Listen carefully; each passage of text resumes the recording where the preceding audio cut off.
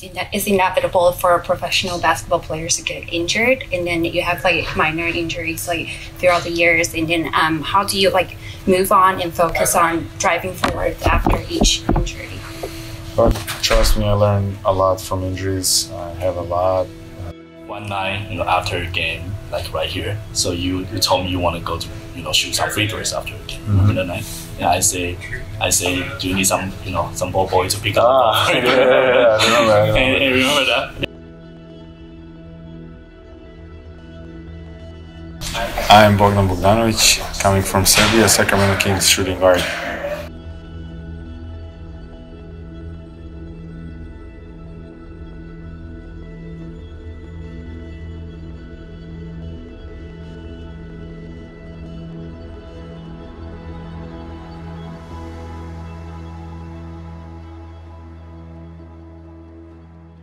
We know that both soccer and basketball are really like two major sports in Serbia, and then you grew up playing both. So what made you decide to choose basketball as a career? Soccer is more dirty sport, Wow. It's outside, this is indoors, and it's kind of more gentle. And yeah, I'm joking, but my dad convinced me to decide, and of course my heart, I was listening to my heart too. You call it football, not soccer. Yeah, we call it football, yeah.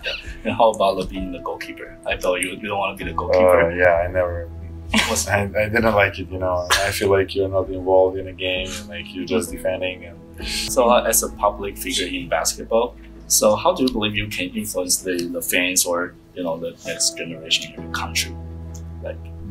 That's really tough, because I'm type of the guy that I don't want to be liked by everyone, or I just doing some things which I think they are good things, and try to motivate like my idols were doing it, and I learned from somebody, and now I know it. How about your BB camp?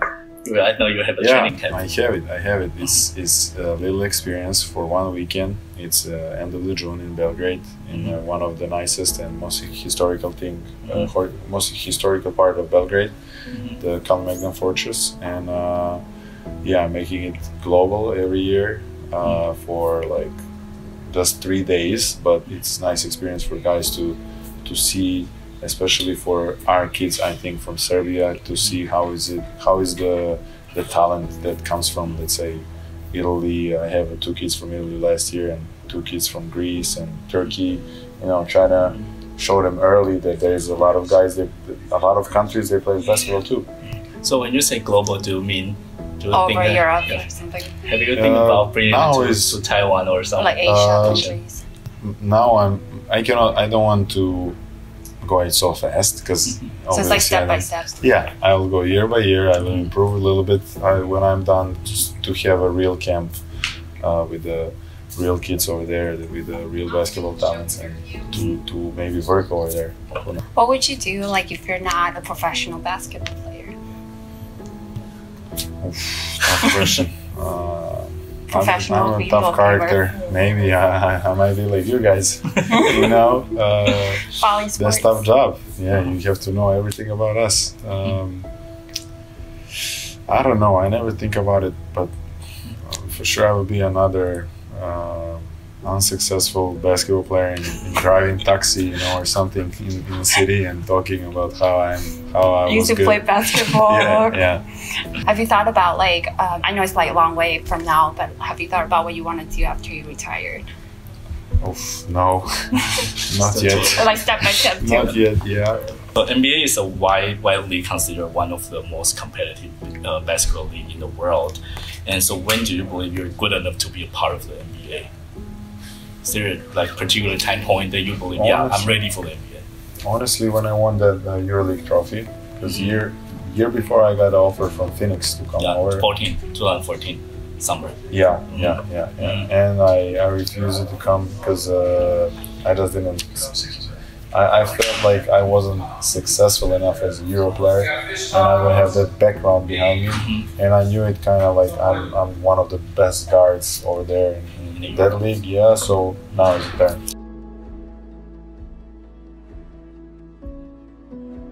because I never played like for individual stats. I always play for a team, you know, team score. And whenever I achieve something as a team, I feel way better.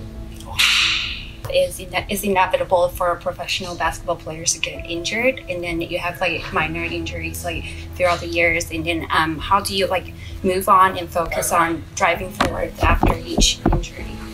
But trust me, I learned a lot from injuries. I have a lot twisting ankles, these small little injuries. Yeah, like in problem. 2016. Yeah, and you figure it out, and you figure it out. That's just a part of the sport. That's part of this game. You gotta be hurt. Yeah, it's like it's 1 year even for the national basketball. You had to like take some injections to like kill the pain, and then you have to like focus on the court. Yeah. And then women focus and lock. Because you never know. You never know when the second chance will come again. You know, and that's how I think. And have to seize your moment. Yeah, you have to go through.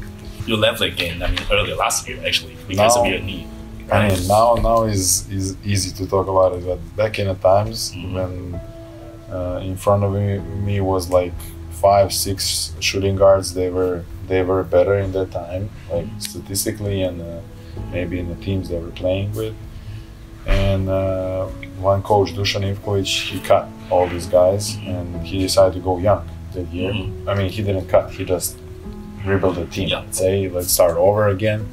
And he brought a lot of young guys, and we will start fighting for that 1-2 spots you have left. And you know, next year he might call back all these older guys if you don't show up. So I was really fighting for that spot for a couple of years, and then now when I have it, it's hard to quit on it. Like, it's hard to no, I don't want. Like, you know, it's mine, so I wanted it. So talk about your buzzer beater. Like last year, you actually had a buzzer beater, you know, layup in front of Draymond Green in the Oracle Arena, right? And this year, not even mentioned, like the buzzer beater against the Lakers, the 3-pointers. Where did it come from? I mean, it seems like you had it like long time ago. I mean, I really is like that. You go by yourself in a gym and you just play the situation, the last 10 seconds, 5 seconds, whatever. And you just kind of practice it a little bit, and then you kind of remember it, and you really wish it to make it, and you have to believe it too. So you simulate the situation in your mind when you practice every time. Okay. So Diva said when he first played for the Lakers, there's like that language, culture, food, different rules. He thought like Euro basketball and NBA are like two different sports. Did you feel that same way when you first started playing in the NBA? Not like that, because as I talk with them, like with Vlade and Peja, they explained me also NBA at that time was really harder for European players, and Vlade is actually one of the guys they break the ice, you know, and they come over, one of the first players to come over and play in the league, and from that moment it was only easier for us to come here and to adjust on that life and the game. And I also have a help from them too. How about like intensity wise, because you have like all the traveling, playing all the road games, and then like the length of the season is different as well. That's tough. That's really tough, but you get used to it, you learn. You kind of learn after 3-4 months how everything goes, and after that it's easy if you respect yourself. I think that's what Luka Doncic said, because he said in Europe they only have like two games in a week, but right here maybe you have 3 and 4 games. The same in Europe. Like when you start playing, the 2 games a week is hard. Like, you know, it's like, oh, you know, then you have this game, then you have a tough game, then you look at the schedule. Here you can lose against some teams, but then you know you can win other top teams, like, you know, and it goes like that. That's a season. Europe, the biggest difference over there and here, it's you in practices and that coaching. Over there you have more time to coach the guys. Over here you have less and less power too. So when people talk about Bogdan Bogdanovic, so what image do you want to bring the people to Serbia or the fans in the world? I don't know. I mean, there will be always some guys they like you and some they don't. So I'm not trying to get as the number, like to get higher or lower. You know, I don't care. But I think the people, they love my energy. They love my honest I have, and I always believe it's about that energy. It's about the energy.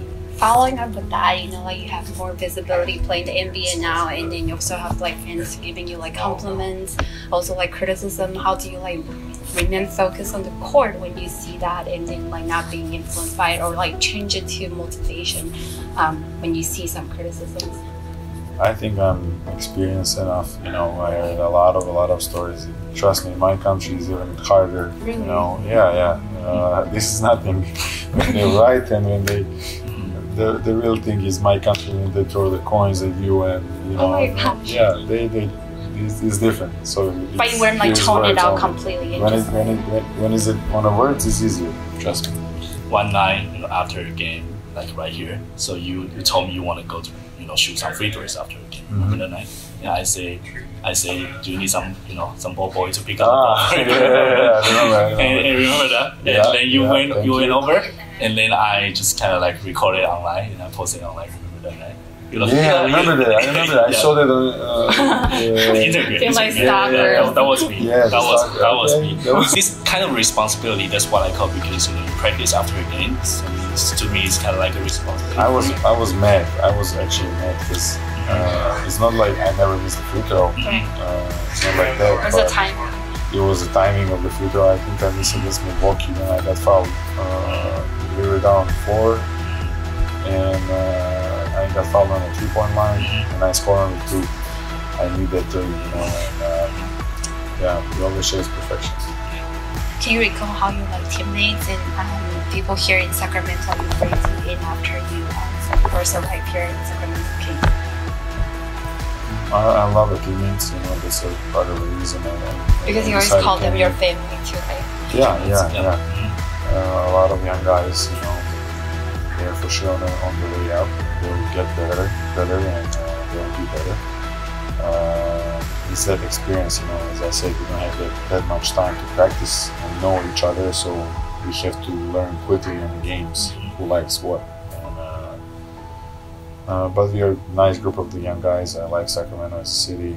I think it's a nice city for NBA, for this league. It's nice to play.